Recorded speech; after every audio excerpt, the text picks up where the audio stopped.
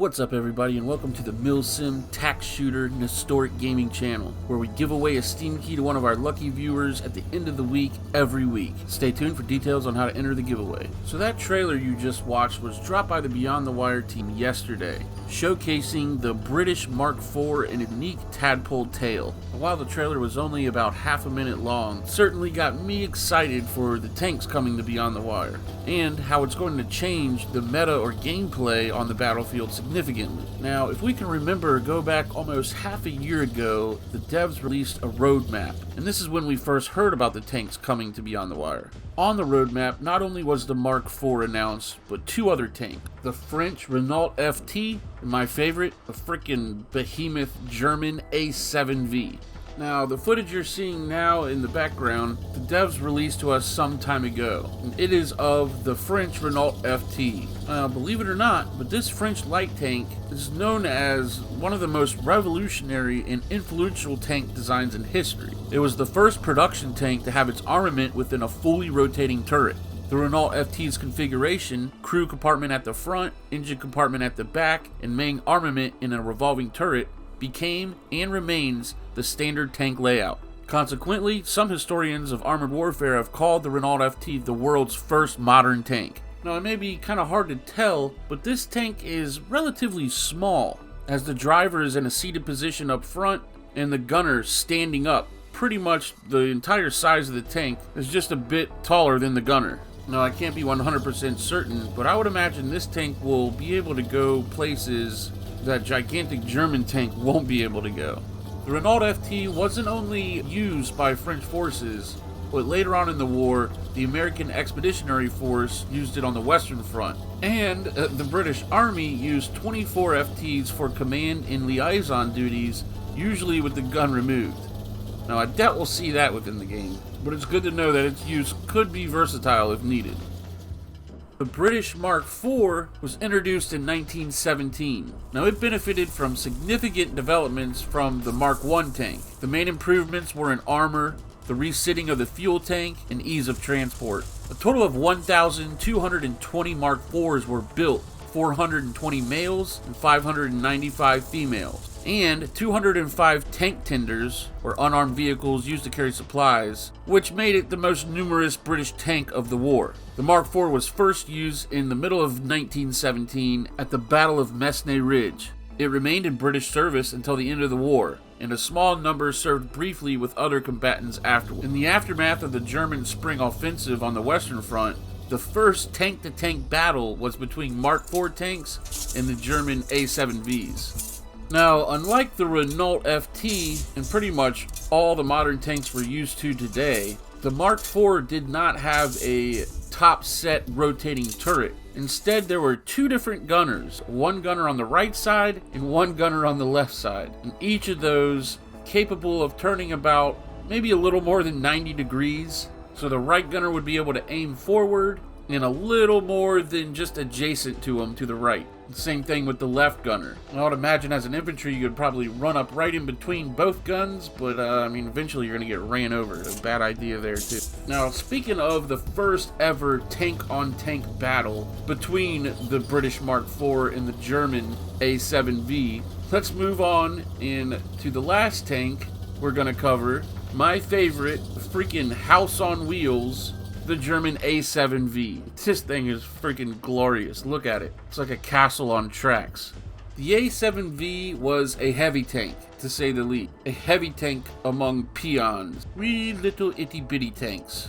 Introduced by Germany in 1918 during World War I, 100 chassis were ordered in early 1970, 10 to be finished as fighting vehicles with armored bodies, and the remainder as Überlandwagen, or cargo carriers. The number to be armored was later increased to 20. They were used in action from March to October 1918, and were the only tanks produced by Germany in World War I to be used in combat. As far as the tank's name, A7V, in German, the tank was called Sturmpanzerwagen, which roughly translates to armored assault vehicle. The tank had 20 millimeters of steel plate at the sides and 30 millimeters at the front, and 10 millimeters for the roof. However, the steel was not hardened armor plate, which reduced its effectiveness.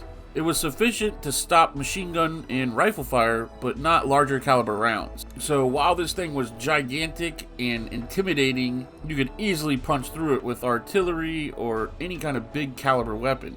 The crew officially consisted of at least 17 soldiers and one officer, or commander, typically a lieutenant. You had your driver, a mechanic signaler, and 12 infantrymen, 6 machine gunners, and 6 loaders, and 2 artillerymen, a main gunner and loader.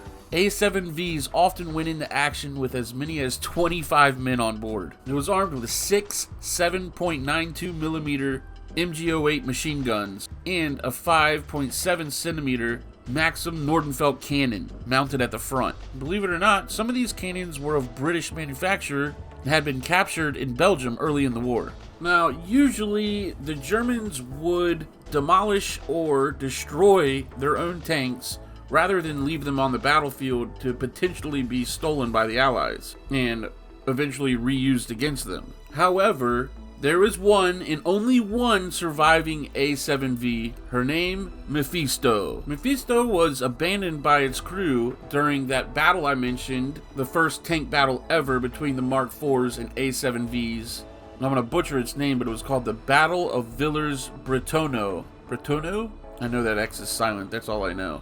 In April 1918. It was recovered 3 months later by British and Australian troops and taken to Australia in 1919 as a trophy. The vehicle stood outside the old Queensland Museum in Bowen Hills, Brisbane, under an open-sided shelter for many years until being moved into the new Queensland Museum on South Bank in 1986, where it still remains.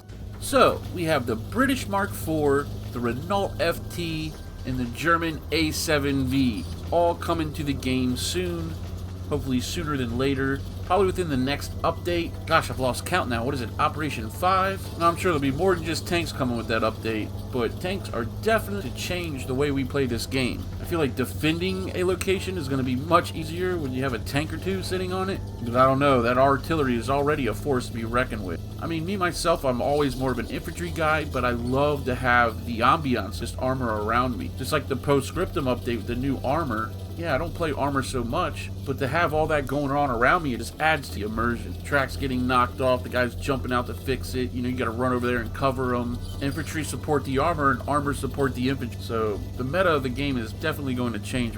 I would love if in the future updates, if they could even somehow implement the postscriptum system in there, where you literally have the transmission, you know, each track, the turret ring, everything is simulated in real time. Anyway, let me know what you think down in the comments. Looking forward to this update. Are you going to play armor? Are you more like me, just forward to the ambience of the armor being around you? Well, we can always climb on top of it to get a better view.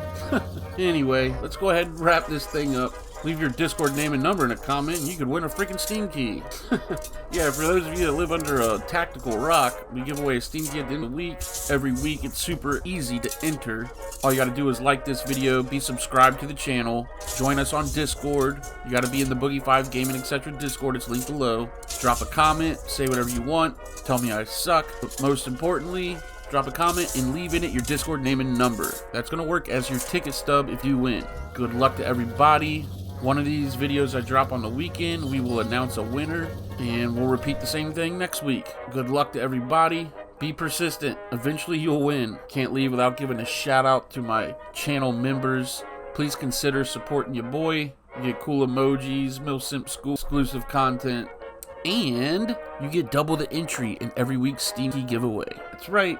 25 cents could win you a freaking $40 game. I want to thank everybody for watching. We just hit 2,000 subscribers, man. Thank you guys so much for watching. Heck, maybe this could one day be more than a hobby. Until then, I'll see you boys in the next one. Y'all be good to each other.